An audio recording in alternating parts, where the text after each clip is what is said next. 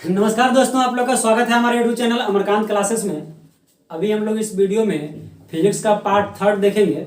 इससे पहले वाले वीडियो में हम लोग मतलब पार्ट 1 और पार्ट 2 कर चुके हैं। यह जो चैप्टर चल रहा है, पहला चैप्टर रिफ्लेक्शन ऑफ लाइट, इसका जो भी टॉपिक वाइज हम लोग 2 वीडियो में कर चुके हैं। अभी का जो टॉपिक है इस वीडियो का वह इमेज यानी प्रतिबिंब। तो इसमें देखिए हम लोग को प्रतिबिंब के बारे में जानना है। एक्चुअली में प्रतिबिंब होता क्या है, क्या होता है प्रतिबिंब, इसको जानेंगे।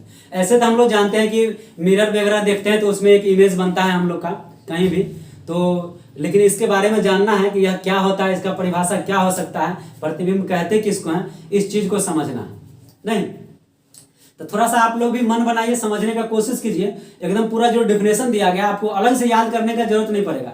गारंटी, अगर वीडियो आप कंटिन्यू अगर देखिएगा तो आपको एकदम यहीं से याद हो जाएगा और 1 से 2 बार रिवीजन कीजिएगा। आपसे कोई भी पूछेगा आप खुद डेफिनेशन बताने के लिए रेडी रहिएगा, ठीक है ना। तो यहाँ पे हम लोग देखेंगे एक्चुअली में प्रतिबिंब होता क्या है। इसको समझने के लिए सबसे पहले हम लोग एक दर्पण लेते हैं, ठीक है ना। पहले आप दर्पण से समझिए कि इमेज कैसे बनता है और उसके बाद फिर हम लोग डेफिनेशन की ओर बढ़ेंगे, ठीक है ना। तो देखिए यहाँ पे एक दर्पण हम लोग लेते हैं। देखिए एक मुंह का अक्ष हो जाएगा इसका। मान के चलिए कोई बिंदु स्रोत है, कोई ऑब्जेक्ट रखा हुआ है, ठीक है ना। यहां से प्रकाश की किरण जो निकल, सबसे पहले देखिए कोई भी ऑब्जेक्ट रहता है, इस बात को पहले समझ लिए। कोई भी वस्तु रखा हुआ है, यहाँ पे मान के चलिए कोई वस्तु रखा हुआ है, इससे जो प्रकाश जो निकलेगा वह सभी दिशा में निकलेगा। जैसे इधर निकलेगा, इधर इधर इधर, मतलब हर एक जगह निकलेगा। और आप जानते हैं कि प्रकाश जो है हमेशा सीधी रेखा में गमन करती है। इस भाग से टकराएगा तो इधर निकलेगा, इस भाग से टकराएगा इधर निकलेगा, इस भाग से टकराएगा इधर निकलेगा। क्लियर है ना। प्रकाश क्या बताए थे कि प्रकाश हमेशा सीधी रेखा में गमन करती है। तो इस चीज को समझने के लिए देखिए यहाँ पे कोई अगर रखा हुआ है बिंदु स्रोत, तो यहाँ से प्रकाश की किरण अगर यहाँ से निकल रही है तो सीधी रेखा में इधर जाएगी। थोड़ा सा दर्पण और बड़ा कर देते हैं, सीधी रेखा में इस तरह से जाएगी। और देखिए यहाँ पे आने के बाद एक्चुअली में क्या होता है कि यह दर्पण से टकराएगा। टकराने के बाद यह रिफ्लेक्ट होता है, यानी कि परावर्तित होगा इस तरह से। तो प्रकाश की किरण बिंदु स्रोत से निकलने के बाद दर्पण से टकराया और टकराने के बाद रिफ्लेक्ट हो गया, यानी परावर्तित हो गया। परावर्तित होकर के इस तरह से इधर आ गया। फिर देखिए कोई दूसरा किरण लेते हैं, प्रकाश का दूसरा रे है, जो कि क्या करता है, यहाँ पे इस तरह से मान के चलिए टकराया।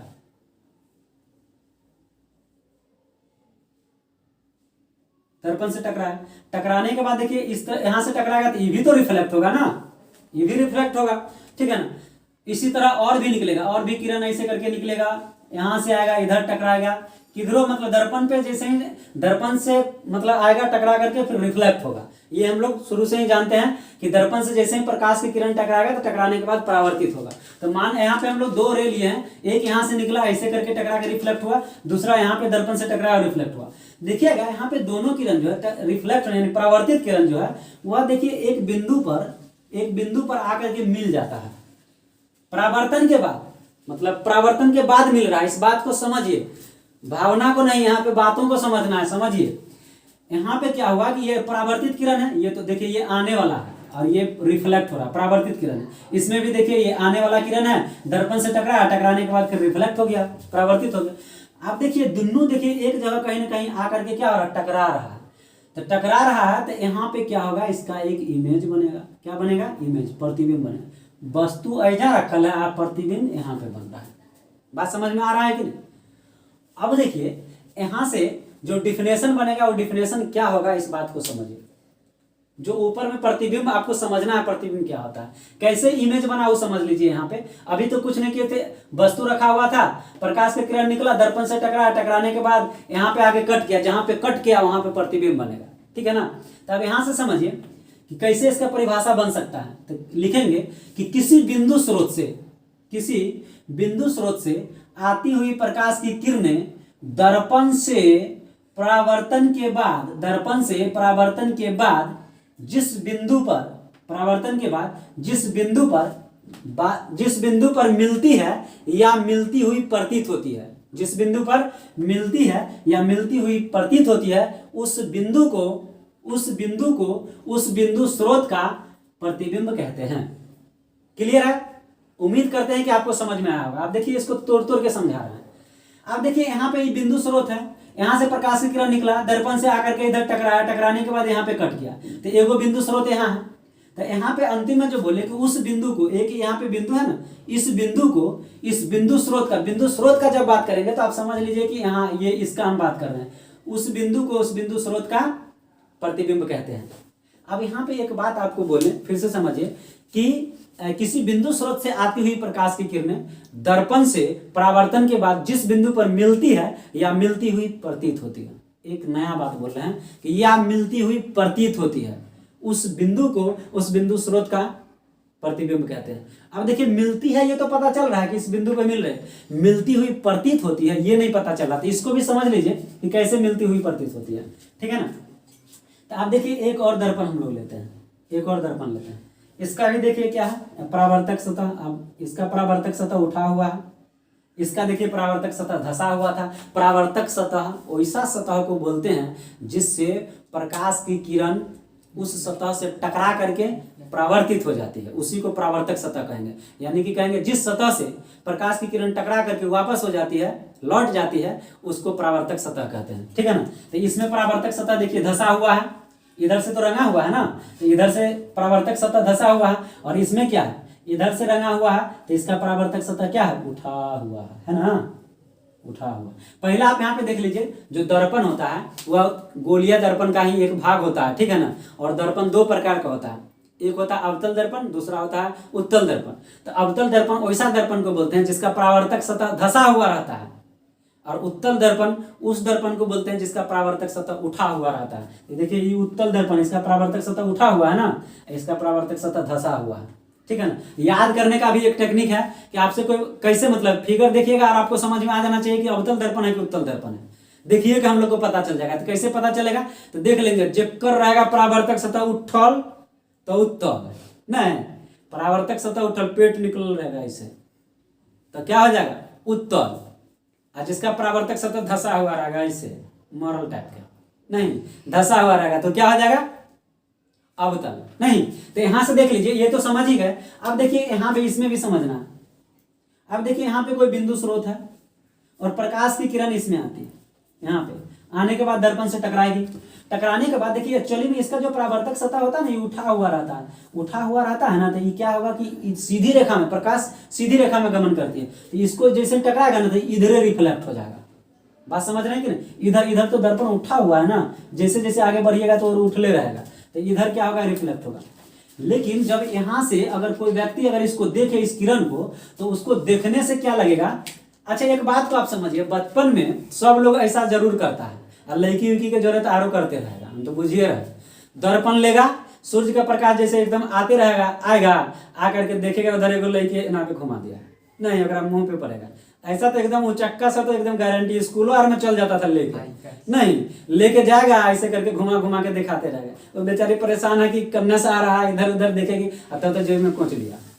तो ये सब खैर कोई दिक्कत नहीं है, लेकिन इस भावना को समझिए कि बात क्या है। तो दर्पण में क्या होता है कि सूर्य का प्रकाश दर्पण पे पड़ता है, अब पड़ के रिफ्लेक्ट होता है, और रिफ्लेक्ट होगा तो जिसके मुंह पे जाके पड़ेगा ना, तो उसको क्या लगता है, इमेजिन कीजिए कि उसको क्या लगता था, उसको यही ना लगता था कि प्रकाश की किरण मतलब आईना से निकल के आ रहा है, आईना से निकल के आता है, वो तो सूर्य का प्रकाश दर्पण पे पड़ रहा है, अब पढ़ के वो परावर्तित होकर के जा रहा है उसके पास।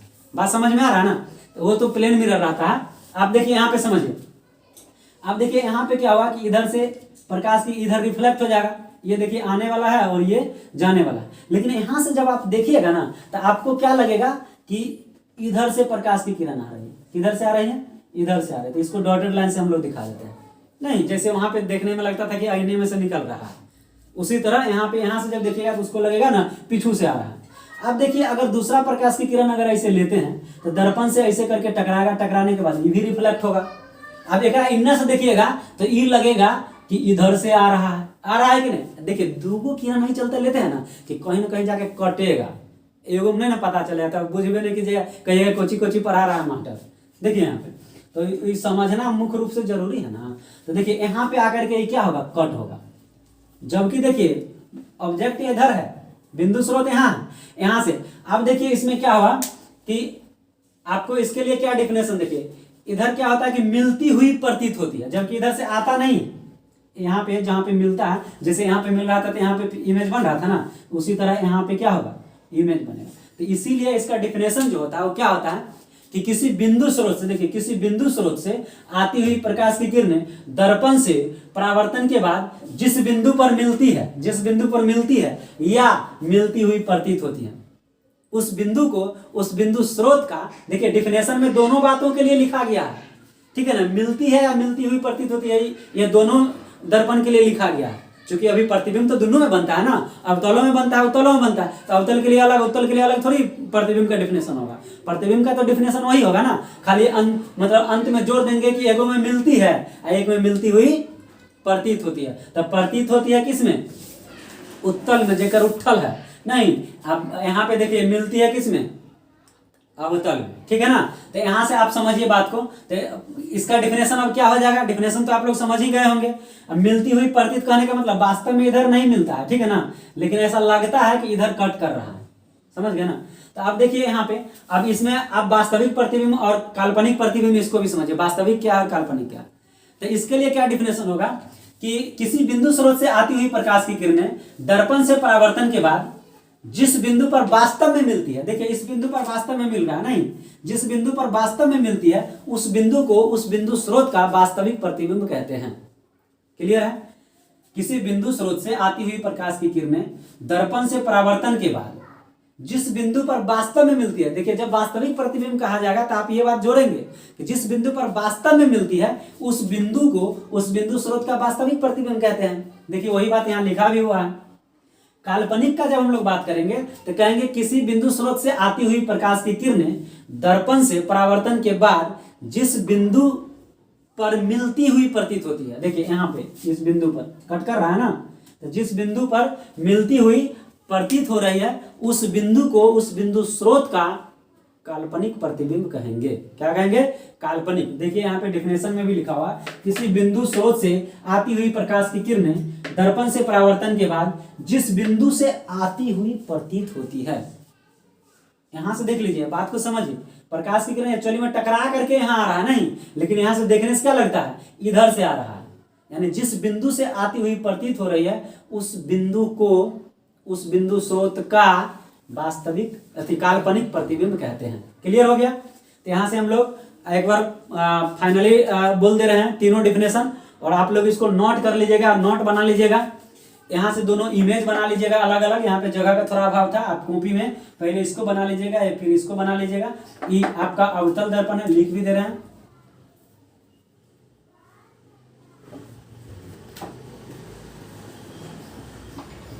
इधर क्या हो जाएगा, उत्तल दर्पण, उत्तल दर्पण, ठीक है ना। तो फिगर बना लेंगे, इससे आपका काम चल जाएगा।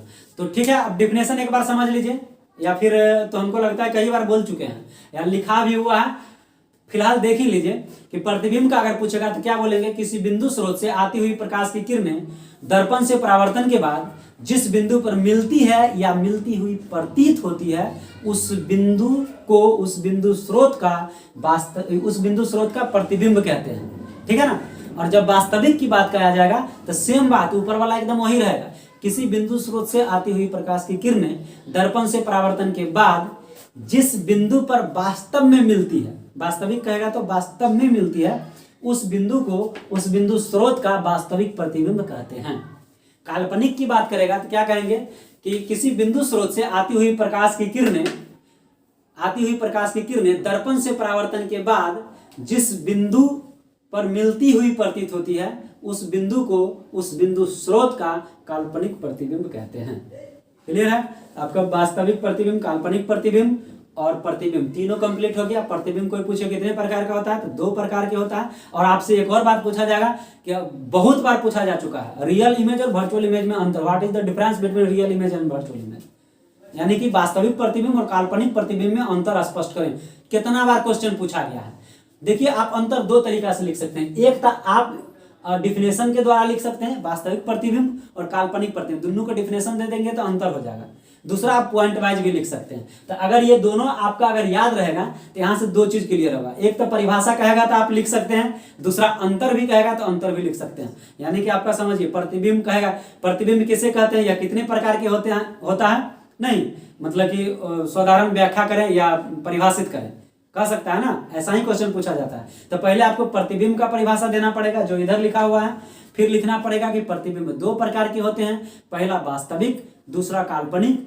फिर लिखेंगे वास्तविक प्रतिबिंब और उसका परिभाषा यहाँ लिखा हुआ है, फिर लिखेंगे काल्पनिक, उसका परिभाषा यहाँ पे लिखा हुआ है। इस तरह से आपका एक क्वेश्चन कंप्लीट हो गया। अब हम लोग नेक्स्ट टॉपिक देखते हैं।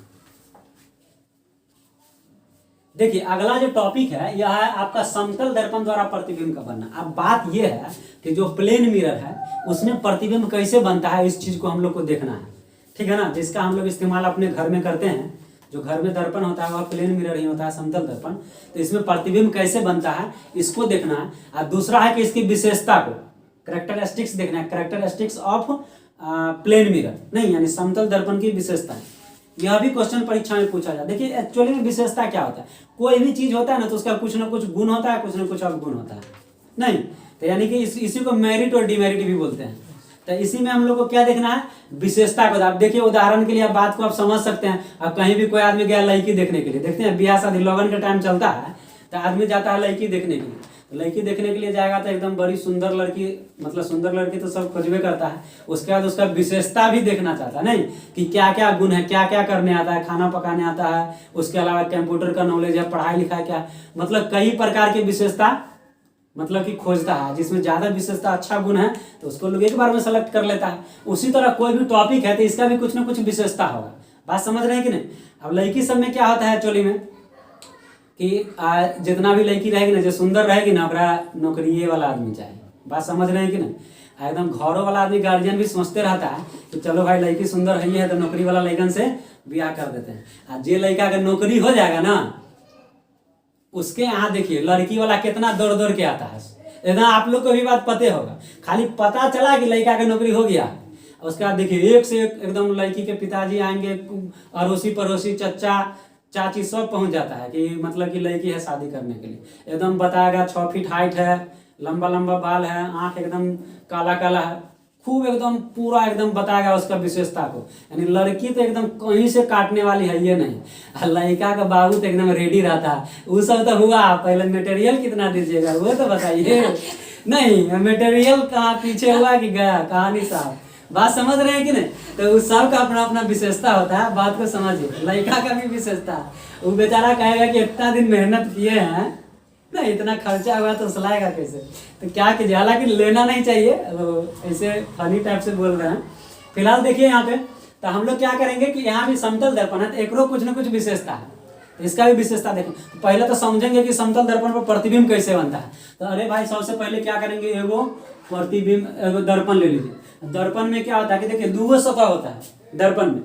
बात समझ में आ रहा है। एक आपका होता है कलई किया रसजित यानी रंगा हुआ होता है, एक परावर्तित सतह होता है, परावर्तक सतह होता है, दो सतह होता है दर्पण में। देखिए इधर से ऐसे करने का मतलब ना, आप भावना को समझिए, ठीक है ना। ये कलर कर रहे हैं, रसजित कर रहे हैं, कलई कर रहे हैं, एक क्या बात हुआ, बात समझ गए ना। इधर से जब रंग दीजिएगा ना तो यह अब दर्पण हुआ। तो ये वाला जो ऊपर वाला भाग आपको दिख रहा होगा यह परावर्तक सतह होगा, इधर वाला जो होगा ना ये परावर्तक सतह होगा, इधर वाला जो कलर किया हुआ रचित किया हुआ होगा। बात समझ रहे हैं कि नहीं। तो यहाँ से समझिए, मान के चलिए कि यहाँ पे कोई ऑब्जेक्ट है, कोई वस्तु यहाँ पे रखा हुआ है। अब इसका हम लोग को क्या करना है, प्रतिबिंब बनाना है। प्रतिबिंब कहाँ बनेगा, दर्पण में कैसे बनेगा इसको समझना है। आपको अभी तुरंत बताए थे कि यहाँ पे अगर कोई वस्तु रखा हुआ है, इससे प्रकाश जब टकराएगा तो सब दिशा में निकलेगा, सीधी रेखा में गमन करता है। इधर से टकराएगा, इधर वाला भाग से इधर निकलेगा, इधर से टकराएगा, इधर निकलेगा, इधर से टकराएगा, इधर निकलेगा, इधर से टकराएगा, इधर निकलेगा। इधर और उधर तो बुझबे करते रहिएगा। नहीं, घोड़ा सड़क पे अरक के भड़क गया, ये सब सुने हैं ना कहानी। अरकना भड़कना और बुझते हैं, नहीं बुझते हैं। ये गाँव में का आदमी सब बुझता है, शहर वाला थोड़ी बुझेगा। देखिए यहाँ से क्या हुआ, प्रकाश की किरण ऐसे करके आया, इधर तो दर्पण तैयार है, नीचा में रखल है। आएगा तो आने के बाद क्या है, अब टकराएगा, टकराने के बाद जानते हैं ना, टकराएगा तो क्या, जाओ उधर भगाएगा नहीं, तो इधर ही क्या हो जाएगा, रिफ्लेक्ट हो जाएगा। इसका गुण भी है, नहीं दर्पण से क्या होगा, टकराएगा। आप एक बात जानिए, यहाँ पे एक अभी मतलब लंब डालते थे, नहीं ये लंब डालते थे तब ना इसको बोलते थे, इधर वाला को आपतन कोण है, इधर वाला को परावर्तन कोण। आने वाला किरण के साथ जो कोण बनता है वह आपतन कोण, और जाने वाला किरण के साथ जो कोण बनेगा वो परावर्तन कोण। आपतन कोण को आई से सूचित करते हैं, परावर्तन कोण को आर से सूचित करते हैं। ये सब बातें आप लोग बुझबो करते होइएगा, समझबो करते होइएगा। नहीं, आप देखिए यहाँ पे एक्चुअली में प्रकाश की किरण ऐसे करके आया, दर्पण से टकराया, और टकराने के बाद इधर चला गया। ठीक है, अब बताइए, एगो किरण तो ऐसे निकला, एगो और लेना पड़ेगा समझने के लिए। तो अभी समतल दर्पण है, तो मान लीजिए कि इस पर एक किरण ऐसे परपेंडिकुलर 90 डिग्री से, नहीं लंबवत अगर पड़ रहा है ऐसे, अगर आपके बुक में भी इस तरह का इमेज है आप देख सकते हैं, ठीक है ना। तो इस तरह से लंबवत अगर पड़ा, ये आने वाला किरण, तो हम लोग जानते हैं, इससे पहले वाले वीडियो में बताएं, समतल दर्पण पर अगर प्रकाश की किरण लंबवत पड़ता है तो परावर्तित किरण जो है वह भी उसी दिशा में यानी लंबवत ही होगा, उसी रेखा पे परावर्तित हो जाता है। काहे कि हम लोग जानते हैं according to laws of reflection of light, प्रकाश के परावर्तन के नियम से कि मतलब कि आपतन कोण परावर्तन कोण के क्या होता है, बराबर होता है। तो आया 90 डिग्री से लंबवत आया तो लंबवत है क्या होगा, चला जाएगा। बात समझ रहे हैं कि नहीं। तो एकरा पे ही आने वाला ये दिशा में फिर ही चलियो जाएगा। अब बताइए कई इमेज करने बनेगा, कटेगा, जहां पे कटता है ना वही प्रतिबिंब बनता है। अब बताइए, ये परावर्तित किरण इनमें मुँह चल गया, ई बेचारा ई सीधे जा रहा है, दोनों का कहियो तालमेल होगा, कहियो एगो पूर्व जा रहा है तो एगो पश्चिम जा रहा है, मुलाकात जिंदगी में कहियो होगा, मरते दम तक नहीं होगा। बात समझ रहे हैं कि नहीं। तो इसके लिए क्या होगा कि इसको आप दर्पण के पीछे चलेंगे, समझिए बात को, ऐसे करके dot dot dot dot dot dot, नहीं ये ऐसे करके, ई क्या करेगा, ये बेचारा ऐसे आएगा, इधर से आ गया ना। इसको थोड़ा सा और बढ़िया बना देते हैं, रुक जाइए, हालांकि थोड़ा गड़बड़ भी हो सकता है, चलो समझ में तो आ ही जाएगा तुम्हारा। हाँ चलिए समझिए। तो इस तरह से यहाँ पे, अब देखिए यहाँ पे आके क्या हो रहा है, कट कर रहा है, इधर तो नहीं कट कर रहा था ना, ये इधर जा रहा था, इधर जा रहा था। अब बात समझ रहे हैं, ये परावर्तित किरण है, परावर्तित किरण है, ये आने वाला किरण है और लंबवत है, इसीलिए इतना ही से चलिए जाएगा, वापस भी हो जाएगा, चूंकि प्लेन मिरर में ये चीज हम लोग पहले पढ़ चुके हैं। लेकिन जब इसी को अगर इमेजिंग करेंगे नहीं, तो यहाँ पे आकर के क्या हो जाएगा, कट जाएगा, यानी कि इसका प्रतिबिंब जो है वह कहाँ पे बनेगा, वस्तु रखल यहाँ पे है लेकिन प्रतिबिंब कहाँ बनेगा, कौन दर्पण पढ़ रहे हैं हम लोग, समतल दर्पण, प्लेन मिरर पढ़ रहे हैं, प्लेन मिरर में। ये बात आया समझ में, तोरा के आया कि ऐसे बता, कोई दिक्कत नहीं ना, कैसे इधर प्रतिबिंब बन रहा है, दो किरण का हल लिया, समझा ना, इमेज पकड़ने के लिए, समझने के लिए। अब देखिए इस तरह से तो प्रतिबिंब एनआईटे बनता है, यानी यहाँ पे देखिए लिखा समतल दर्पण द्वारा प्रतिबिंब का बनना, तो एनआईटे बनता है प्रतिबिंब। यहाँ किताब में लिखा माना कि एम और एम डैश एक समतल दर्पण है, यहाँ पे एगो कोई ऑब्जेक्ट रहेगा ओ, मतलब कि जहाँ से किरण निकल रही है, एगो ई बिंदु के कुछ नाम दे दिया, इधर रिफ्लेक्ट हो रहा है इसका नाम दे दिया, इधर कहेगा इमेज बन रहा है तो इसका नाम हो जाएगा आई। नहीं ऐसे करें, ऐसा कुछ नहीं है, मतलब आप अपना से ले सकते हैं, बात को खाली समझिए। जैसे यहाँ पे ऑब्जेक्ट है तो इसको ओ कर सकते हैं, यहाँ पे ओ डैश भी आप कर सकते हैं, बात समझ रहे ना। ये मतलब वस्तु हुआ, वस्तु का प्रतिबिंब हुआ, प्रतिबिंब है नहीं, तो इसको ओ डैश भी हम लोग कर सकते हैं, या आई से भी डिनोट कर सकते हैं, कोई आपत्ति नहीं। अब देखिए इसका विशेषता हम लोग देख लेते हैं, जैसे लड़की लोग का विशेषता होता है, ढेर कहेगा कि लड़की पे खाली बोल रहा है, नहीं, तुझसे मिली नजर की मेरे होश हो गए, सुना है कि नहीं। ये गाना जो गाया होगा ना, नहीं जी, उसमें हीरोइनी जो है ब्रह्म डाकनी से कम नहीं होगी नहीं, तभी ना होश उड़ेगा।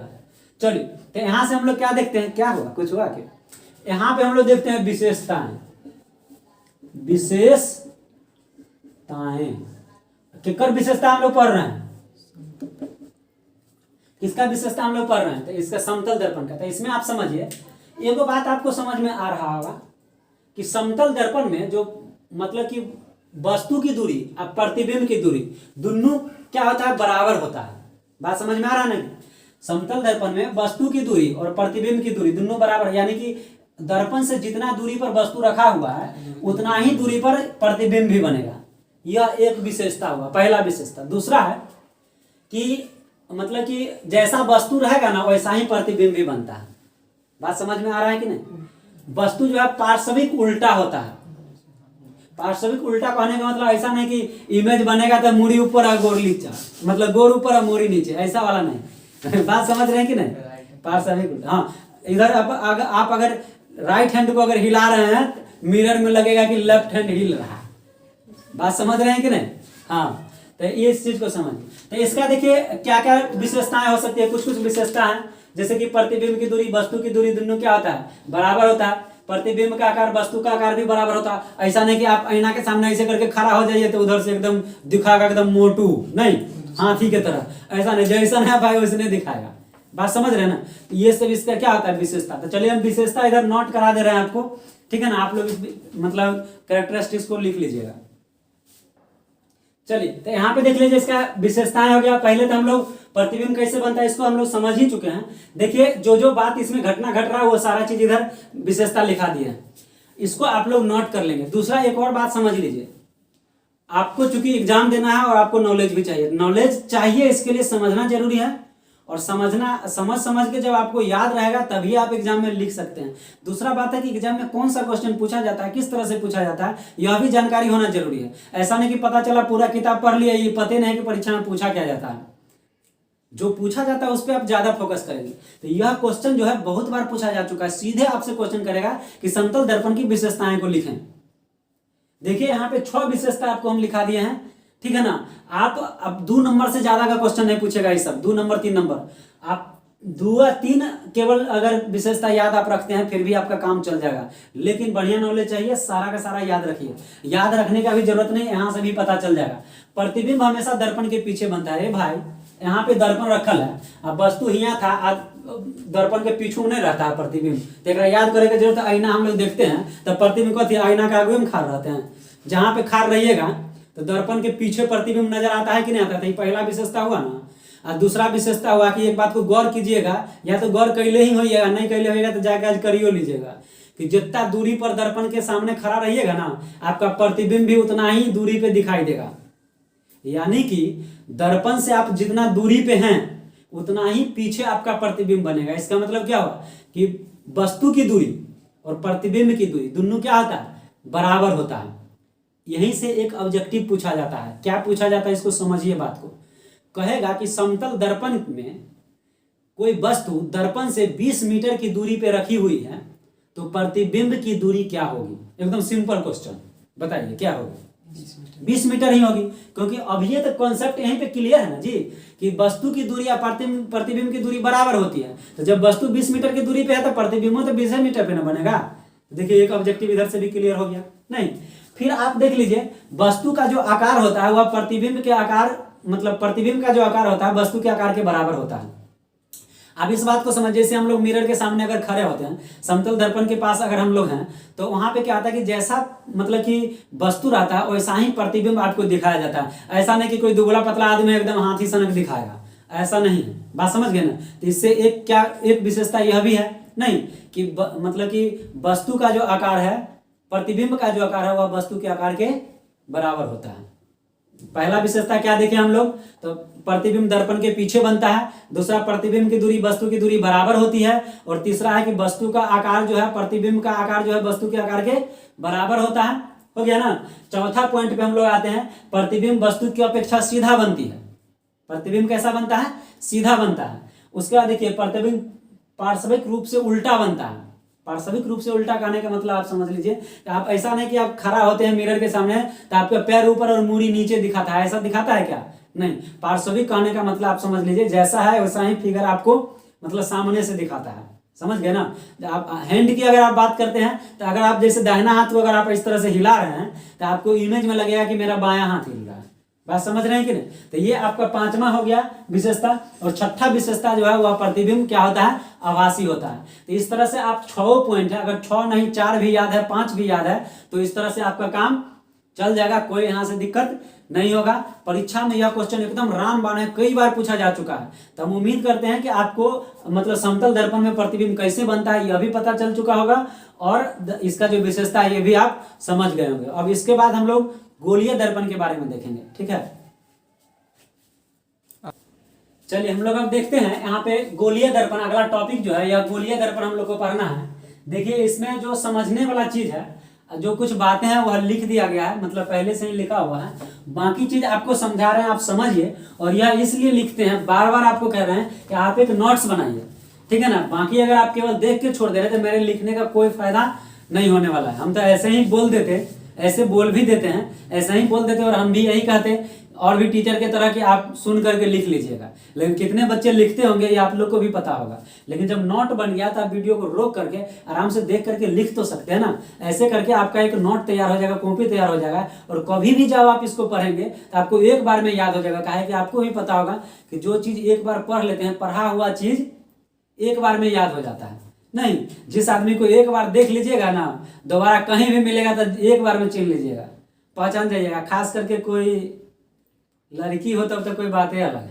बात बुझ रहा है ना, उम्र है अभी तो बुझवे करेगा। देखो इधर ध्यान देते हैं। तो क्या गोलीय दर्पण के बारे में कहा जा रहा है। तो गोलीय दर्पण क्या होता है? तो गोलीय दर्पण उस दर्पण को कहते हैं। देखिए एक्चुअली में दर्पण दो प्रकार का होता है, अवतल दर्पण, उत्तल दर्पण। वह गोला का ही भाग होता है। गोलीय दर्पण उस दर्पण को कहते हैं जिसका परावर्तक सतह जो होता है उसी गोले का भाग होता है।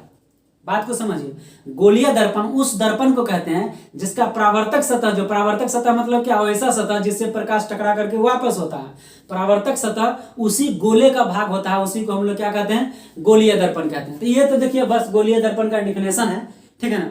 बाकी चीज, इन बातों को समझने के लिए हम लोग पहले क्या करते हैं, एक आप देखिए सबसे पहले एक खोखला गोला बनाइए, ठीक है।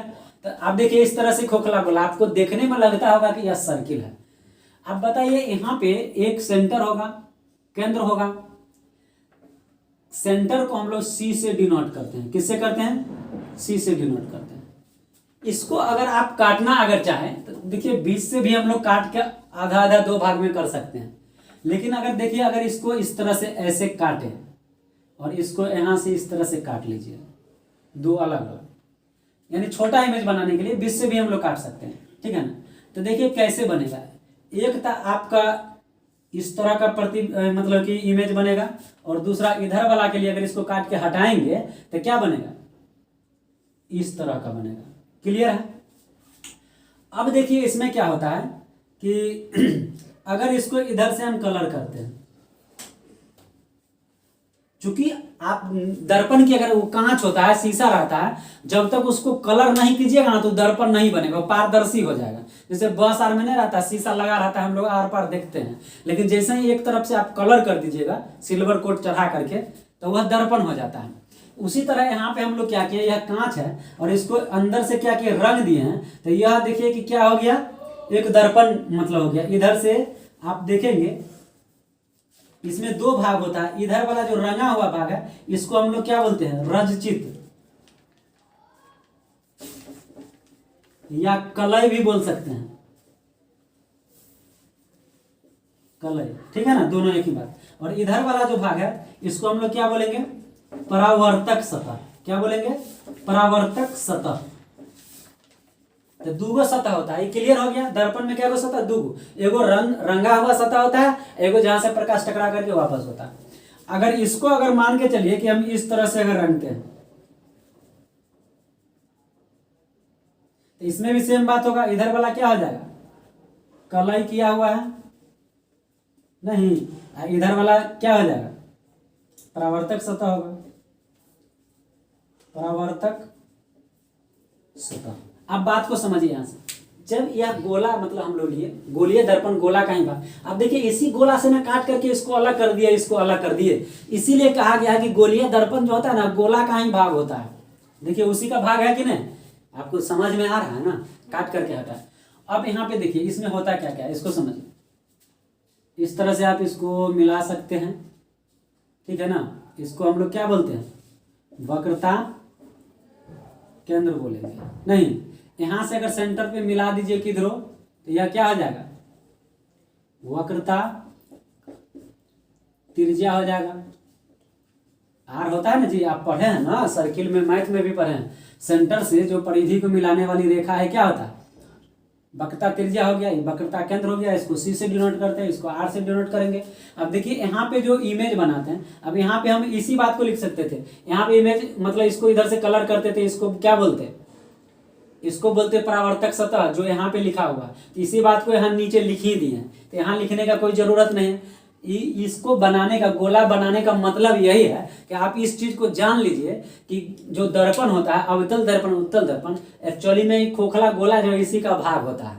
ये चीज आपको समझ में आ गया होगा, इसी का भाग होता है। अब बात आता है कि आप देख रहे हैं कि एगो परावर्तक सतह उठा हुआ है, एगो परावर्तक सतह धंसा हुआ है। जैसे कि आप देख लीजिए, इसका परावर्तक सतह की अगर हम लोग बात करें तो यह क्या है, यह उठा हुआ है नहीं, और इसका परावर्तक सतह की अगर हम लोग बात करें तो इसका परावर्तक सतह क्या है, ये धंसा हुआ है। तो अब कैसे हम लोग पहचानेंगे कि कौन अवतल दर्पण है, कौन उत्तल दर्पण? तो इसको एकदम ठेठ भाषा में समझिए, ठीक है ना, ऐसे समझिए। जिसका परावर्तक सतह उठल हो, नहीं उठल हो, तो उसको उत्तल कहेंगे। उठल मतलब उत्तल। और जेकर परावर्तक सतह धसल है तो अवतल। एक को याद रखिए ना, उठल तो उत्तल, तो जो बचा वो धसल वाला होगा। क्लियर है कि नहीं? अब ऐसे समझिए, कोई आदमी का पेट निकलल है, तो पेट निकलल वाला आदमी क्या है, समझ गए ना, उठल तो उत्तल। आज एकदम मॉडल टाइप का ऐसा धसल ऐसे नहीं, तो उसको क्या कहेंगे, मतलब अवतल दर्पण। तो यहां से एक बात क्लियर हुआ, इसको समझिए। जिसका परावर्तक सतह उठा हुआ रहता है उसको उत्तल दर्पण कहते हैं, और जिसका परावर्तक सतह अंदर की ओर धंसा हुआ रहता है उसको हम लोग अवतल दर्पण कहते हैं। तो अब पहचानने में दिक्कत नहीं ना होगा। अब यहाँ पे देखिए, इसका परावर्तक सतह क्या है, उठल है, तो कौन दर्पण होगा, उत्तल होगा। होगा कि नहीं होगा, बोलो ना रे, उत्तल दर्पण। इसका परावर्तक सतह क्या है, धंसा हुआ है, तो कौन दर्पण होगा, अवतल दर्पण होगा। तो अवतल दर्पण। आप बताइए, तो दर्पण को समझने में दिक्कत है, देख करके फिगर देख के आप पकड़ लीजिएगा ना कि अवतल दर्पण है कि उत्तल दर्पण है, इसमें कोई दिक्कत नहीं ना। गोला का भाग है, ये भी समझ गए। जो दर्पण होता है उसमें दो सतह होता है, ये भी समझ गए, एक परावर्तक सतह और एक कलई किया हुआ, समझ गए ना। और एक भी ये भी सवाल पूछता है, दर्पण में जो मतलब कि जो रंगने से पहले एक परत चढ़ाया जाता है, वो किस चीज का चढ़ाया जाता है, सिल्वर का चढ़ाया जाता है। इस बात को याद रखिएगा, ऑब्जेक्टिव में ये भी पूछा जा सकता है। तो इस बात को अब मिटाते हैं। मिटाने के बाद हम लोग क्या करेंगे, एक दर्पण बनाते हैं, ठीक है ना। उसके बाद जो इधर पॉइंट लिखा गया उसको हम लोग समझने का कोशिश करेंगे, ठीक है ना। चलिए, तो हम लोग यहां से अब देखेंगे दर्पण के बारे में। देखिए, एक हम लोग पहले दर्पण बनाते हैं, ठीक है, और इधर से इसको कलर कर दीजिए। तो कोई भी जो दर्पण होता है ना, दर्पण का जो मध्य बिंदु होता है, दर्पण का मध्य बिंदु जो होता है, इसको हम लोग पोल बोलते हैं। क्या बोलते हैं, पोल। लोल नहीं समझिएगा, पोल होता है, ठीक है ना। और इसको हम लोग क्या कहते हैं, पी से डिनोट करते हैं। कौन चीज से, पी से। इसको ध्रुव बोलते हैं। क्या बोलते हैं, ध्रुव। पोल मतलब ध्रुव होता है, ठीक है ना। अब देखिए, करंट इलेक्ट्रिसिटी पढ़िएगा तो नॉर्थ पोल और साउथ पोल इतना बार पढ़िएगा कि पोल के जगह पे लोले समझ में आएगा। देखिए यहाँ पे तो सबसे पहले हम लोग क्या किए, दर्पण बनाए। और दर्पण का जो मध्य बिंदु होता है, मध्य बिंदु, मिडिल पॉइंट जो होता है, उसको हम लोग पोल बोलते हैं, ठीक है ना। अब बताइए कि दर्पण है, तो आपको अभी बोले कि दर्पण जो है वह गोला का ही भाग होता है। गोला का क्या होता है, भाग होता है। तो अगर मान के चलिए, इसको अगर ऐसे करके अगर बनाया जाए इस तरह से, तो बताइए ये गोला एक हो गया कि नहीं, दिख रहा है कि नहीं, गोला है ना। अब बताइए, गोला है तो कहीं ना कहीं इसका सेंटर होगा ना जी, सेंटर होगा कि नहीं होगा। सेंटर होगा, तो इसी के चलते यहाँ पे सेंटर को हम लोग कैसे, सी से डिनोट करते हैं। और इसको हम लोग क्या बोलते हैं, वक्रता केंद्र बोलते हैं। क्या बोलते हैं, वक्रता केंद्र। और देखिए, यही वक्रता केंद्र और पोल को जो मिलाने वाली रेखा होती है, इतनी टेढ़ हो गया है। देखिए, वक्रता केंद्र और पोल यानी पीसी जो होता है, इसको हम लोग प्रधान अक्ष यानी प्रिंसिपल एक्सिस या मुख्य अक्ष बोलते हैं, ठीक है ना। यानी कि आप इसको कह सकते हैं, अलग अलग पॉइंट है, बात को समझिए।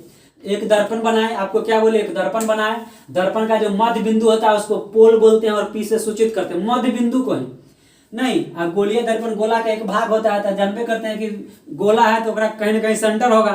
तो सेंटर हुआ, इसको क्या बोलेंगे, वक्रता केंद्र बोलेंगे, यानी इसको सी से सूचित करते हैं। और वक्रता केंद्र और प्रिंसिपल मध्य बिंदु को मिलाने वाली जो सरल रेखा होती है, सरल रेखा नहीं, सरल रेखा जो होती है, इसको हम लोग क्या कहेंगे, इसको कहेंगे मुख्य अक्ष या प्रधान अक्ष। अंग्रेजी में इसको प्रिंसिपल एक्सिस बोला जाता है।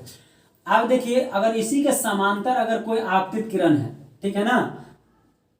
अब देखिए प्रधान अक्ष को, फोकस को समझने के लिए आप यहाँ पे देखिए इसको क्या, अब यहाँ पे जैसे ही आएगा एक प्रकाश की किरण आ रहा है, और आने के बाद जैसे ही आएगा तो दर्पण से क्या हो जाएगा, टकरा करके ऐसे करके वापस होगा, रिफ्लेक्ट होगा, होगा कि नहीं होगा। ये सब बात तो बुझिए रहे। अरे भाई प्रकाश की किरण यहाँ से आएगा दर्पण पे पड़ेगा तो टकरा के वापस होगा ना, परावर्तित होगा ना, होगा तो मुख अक्ष को कहीं ना कहीं काटेगा। बात समझ रहे हैं कि नहीं, मुख अक्ष को कहीं ना कहीं काटेगा, जहां पे काटेगा वही उसका फोकस होगा। क्या होगा, वही उसका फोकस। इसको कैपिटल एफ से सूचित करते हैं। किससे करते हैं, कैपिटल एफ से सूचित करते हैं। यहाँ से हम क्या क्या बोले, तीन गो बात है। एगो तो पोल समझ में आ गया होगा, मध्य बिंदु होता है नहीं। एक आपका मुख अक्ष समझ में आ गया होगा। मुख अक्ष हो गया कि वक्रता केंद्र और पोल को मिलाने वाली सरल रेखा। सरल रेखा क्या होता है, मतलब मुख अक्ष होता है। एक वक्रता केंद्र आपको समझ में आ गया कि वक्रता केंद्र किसको कहते हैं, नहीं तो गोलीय दर्पण जिस गोले का भाग होता है उस गोले के केंद्र को क्या कहेंगे, वक्रता केंद्र कहेंगे कि नहीं कहेंगे। तो वक्रता केंद्र हो गया। उसका फोकस को अगर आपको समझना है तो लिखेंगे मुख अक्ष के समांतर आती हुई प्रकाश की किरणें दर्पण से परावर्तन के बाद मुख अक्ष के जिस बिंदु पर, मुख अक्ष के जिस बिंदु पर मतलब कटती है, काटती है या मिलती है, उसको क्या कहते हैं, फोकस कहते हैं। क्या कहते हैं, फोकस कहते हैं। फोकस भी समझ में आ गया। अब देखिए इसके बाद हम लोग देखेंगे फोकस दूरी। फोकस दूरी तो देखिए यहाँ पे कौन है, कितना है, 1 मिनट। चलिए तो यहाँ पे हम लोग देख रहे हैं तो आपको इसमें देखिए आप फोकस दूरी की हम लोग बात करते हैं, नहीं फोकस, फोकस किसको कहते हैं, तो फोकस हम लोग समझ गए। अब देखिए फोकस के बाद क्या समझना है, वक्रता त्रिज्या। तो वक्रता त्रिज्या क्या होता है इसको समझिए। तो देखिए वक्रता केंद्र, वक्रता केंद्र क्या हुआ, वक्रता केंद्र और पोल के बीच का जो दूरी होता है इसको हम लोग क्या कहेंगे, वक्रता केंद्र और पोल के बीच का जो दूरी होता है इसको क्या कहेंगे, प्रधान अक्ष, मुख अक्ष नहीं।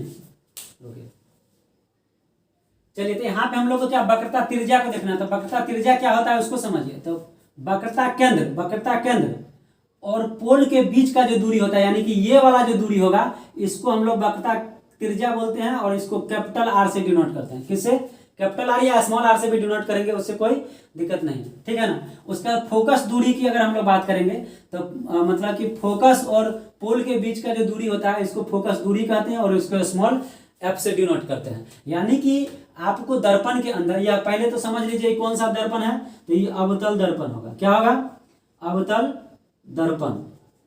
क्योंकि आपको अभी ये बताएं जिसका परावर्तक सतह धसा हुआ रहता है वह अवतल होता है, जगह उठल रहता है वो उत्तल होता है, ठीक है ना।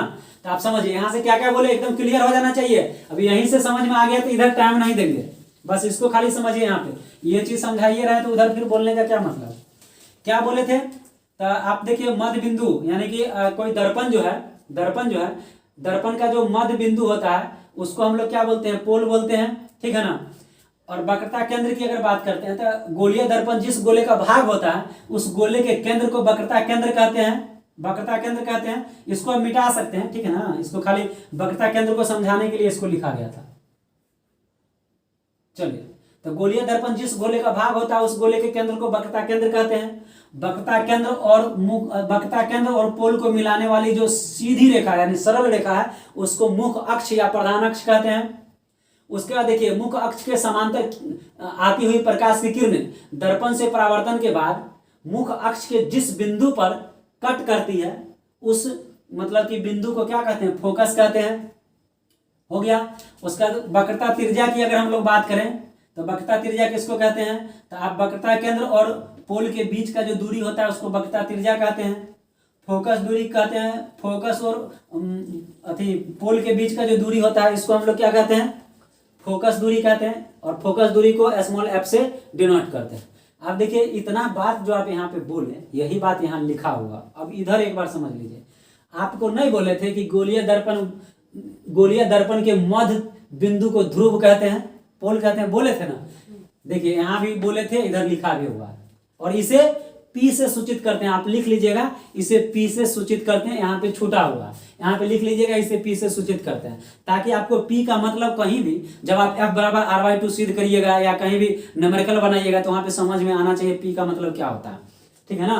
तो दूसरा वक्रता केंद्र, तो आपको नहीं बोले हैं अभी कि गोलीय दर्पण मतलब उस गोलीय दर्पण जिस गोले का भाग होता है उस गोले के केंद्र को, उस गोले के केंद्र को वक्रता केंद्र कहते हैं। देखिए, गोलीय दर्पण जिस गोले का भाग होता है उस गोले के केंद्र को वक्रता केंद्र कहते हैं तथा इसे C से सूचित करते हैं। क्लियर हो गया।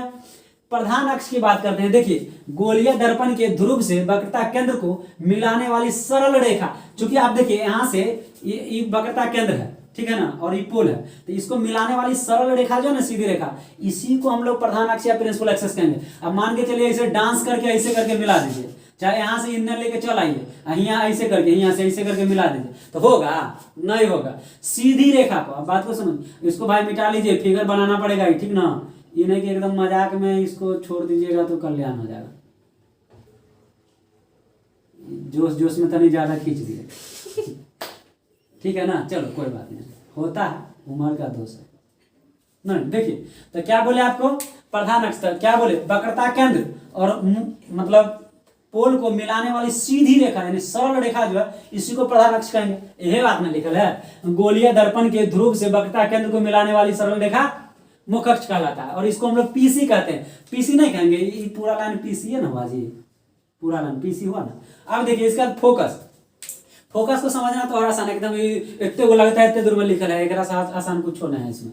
देखिए यहाँ पे ये क्या है कि आप देखिए, मुख्य अक्ष के समांतर आती हुई प्रकाश की, तो मुख्य अक्ष है, ये हम लोग पहले सीखिए ली, इसके समांतर मतलब पैरेलल होता है। नहीं, मुख्य अक्ष के समांतर आती हुई प्रकाश की किरण दर्पण से परावर्तन के बाद, दर्पण से परावर्तन के बाद मुख्य अक्ष को जिस बिंदु पर कट करती है, जिस बिंदु पर कट करती है उस बिंदु को हम लोग क्या कहते हैं, फोकस कहते हैं। क्या कहते हैं?